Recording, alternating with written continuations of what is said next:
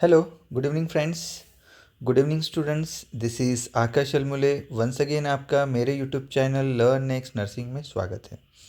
तो चलिए हम लोग यहाँ पे बात करेंगे आज nuclear power corporation of India limited, that is NPCIL। आप में से बहुत सारे लोगों को पता नहीं रहेगा कि NPCIL क्या है। ठीक है, ये भारत सरकार का एक उद्यम है, जो तारापुर महाराष्ट्र में ये इसकी साइट है। अब NPCIL की बहुत सारी जगह पे साइट है, गुजरात में है, कर्नाटका में है, ओके, और इधर दिल्ली साइड में भी है, और ऐसा ही एक यूनिट हमारे महाराष्ट्र में भी है। ओके, इससे रिलेटेड अब मैं आप पूछ रहे होंगे, अरे सर आप क्या बात कर रहे हो। तो देखिए, तो जो इसके लिए नर्स ए, ओके, जो नर्सिंग ऑफिसर की जो पोस्ट है, इसके लिए वैकेंसी निकली थी। फार्मासिस्ट की भी निकली थी, लेबोरेटरी टेक्नीशियन की भी निकली थी। तो इसका वीडियो हमने बनाया था। ठीक है, आप में से बहुत सारे लोगों को पता, फॉर्म भी भरे होंगे, लेकिन अभी इसका एग्ज़ाम आया है, ये आप में से बहुत सारे लोगों को नहीं पता है। ठीक है, जो होशियार स्टूडेंट है उन लोगों को पता है। सॉरी, अगर आप लोगों को पता है तो इट्स ओके, नहीं पता है तो प्लीज़ ये वीडियो के माध्यम से मैं आपको सिर्फ जानकारी देने की कोशिश करो, क्योंकि इस पे भी मुझे कमेंट आएंगे, क्या सर आपको तो पता ही नहीं है, हाँ आप तो अभी कर रहे हो, आप ऐसे कर रहे हो। नहीं बेटा, आप होशियार हो, आपको पता है। ठीक है, लेकिन जिनको नहीं पता है, देखो इससे 10 साल पहले या 5 6 7 साल पहले इतना सोशल मीडिया एक्टिव नहीं था। लोगों को पता ही नहीं चलता था कब वैकेंसी आई, कब रिक्रूटमेंट हो गया, कब एग्ज़ाम हो गया, लिस्ट कब लगी, ये भी नहीं पता चलता। बहुत सारे लोगों का लिस्ट में नाम रहता था, उसके घर तक कॉल लेटर भी नहीं आता था। तो बेटा अभी ये जो सोशल मीडिया का माध्यम, ये बहुत फैल चुका है। इसके माध्यम से हर एक स्टूडेंट देखता है, पढ़ाई भी करता है। तो आपको यही इन्फॉर्मेशन मैं देना चाहता हूँ। प्लीज़ थोड़ा वीडियो अगर लेंदी होता है तो प्लीज़ आप स्किप कर सकते हो, आपको कोई ये नहीं है। आपको देखना है तो देख सकते हो, नहीं तो नहीं, मत देखिए। बट जिसको पता है कि इसकी वैल्यू क्या है वो डेफिनेटली देखेगा। ठीक है, सॉरी कुछ लोगों को अगर बुरा लगता है तो, बट मेरा काम है आपको इन्फॉर्मेशन देने का, वो मैं आपको इन्फॉर्मेशन दूंगा। ठीक है, इसका फॉर्म ऑनलाइन निकला था 8 फरवरी से लेके 28 फरवरी तक। जो स्टूडेंट थे उनको ऑनलाइन फॉर्म ये भरना था। अब वैकेंसी क्या निकली थी, देखिए ये वैकेंसी निकली थी।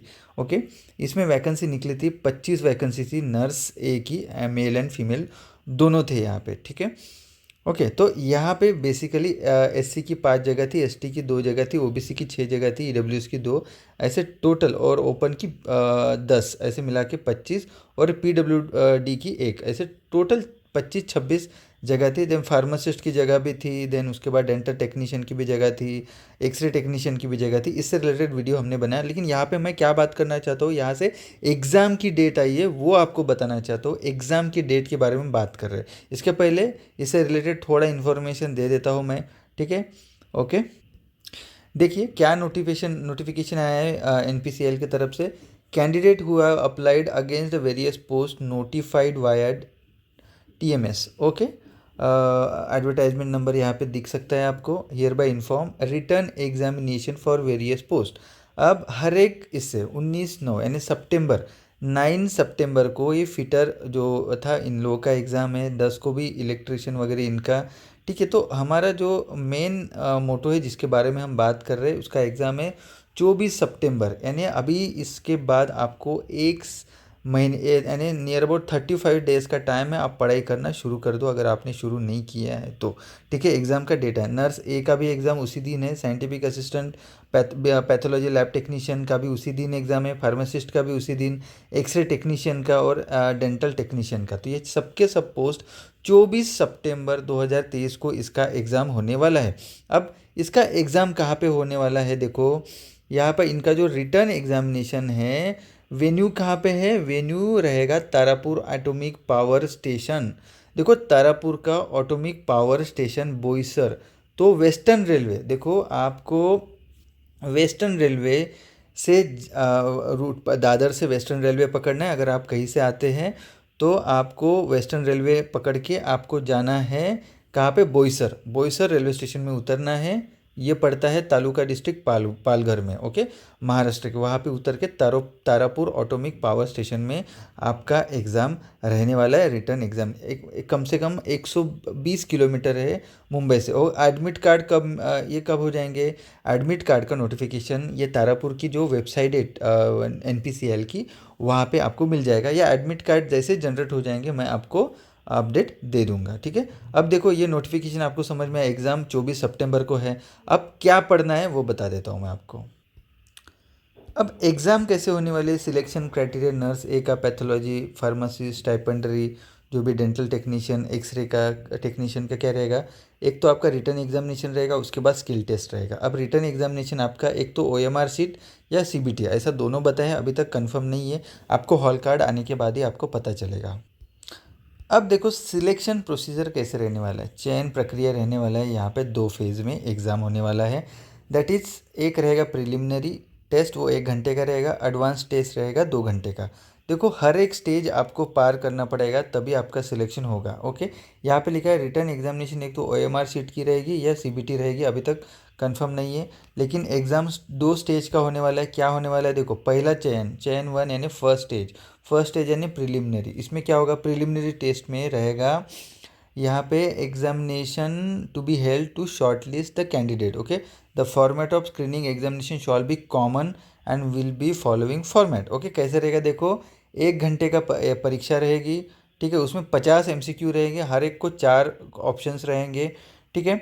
उसमें 50 MCQ में 20 आपके मैथमेटिक्स के रहेंगे, 20 आपके साइंस के रहेंगे, और 10 आपके जनरल अवेयरनेस यानी करंट अफेयर के क्वेश्चन रहेंगे। ऐसे 50 MCQ रहेंगे, ठीक है। सही उत्तर के लिए 3, ओके। हर एक राइट आंसर के लिए आपको 3 मार्क्स मिलेंगे, हर एक रॉन्ग आंसर के लिए आपका 1 मार्क्स कट जाएगा। ये हो गई पहली स्टेज। अगर ये पहली स्टेज अगर आप पास हो जाते हो तो आपको सेकंड इसमें जाने को मिलेगा, ओके।